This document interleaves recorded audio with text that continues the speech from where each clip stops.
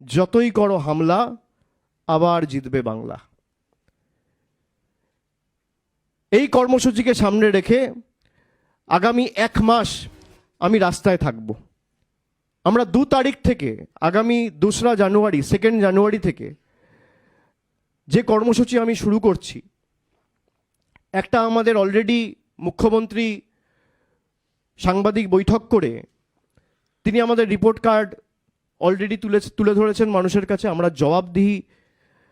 আমাদের একটা জবাবদিহিতা রয়েছে, যেহেতু 15 বছর আমরা ক্ষমতায়, আমরা যখন 2021-এও নির্বাচনে গেছিলাম, আমরা বঙ্গধ্বনি যাত্রা করে 10 বছরের রিপোর্ট কার্ড মানুষের কাছে তুলে ধরেছিলাম। পুঙ্খানুপুঙ্খ হিসেব, কোন ক্ষেত্রে আমরা কি কাজ করেছি, যে সমস্ত যুগান্তকারী প্রকল্প বা কর্মসূচি রাজ্য সরকার নিয়েছে বা বাস্তবায়িত করেছে বিভিন্ন ক্ষেত্রে, তার একটা বিস্তারিত তালিকা বা খতিয়ান আমরা মানুষের কাছে তুলে ধরেছিলাম 2021-এর আগে।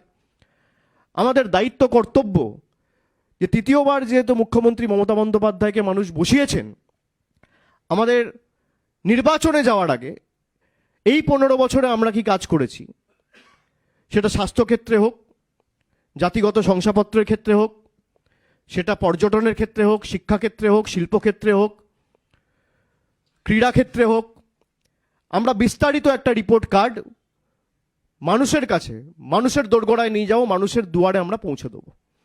যে ক্যাম্পেইনটা আজকে, যার শুভ সূচনার কারণে আপনাদের সবাইকে ডেকেছি, যে এদের যত ক্ষমতা আছে প্রয়োগ করো, এদের যত টাকা, এজেন্সি, ক্ষমতা, election commission, high court, supreme court, paramilitary force, SIR, income tax, ED, CBI, media, টাকা, যত কিছু আছে আপনার সর্বশক্তি লাগিয়ে আপনি প্রয়োগ করুন।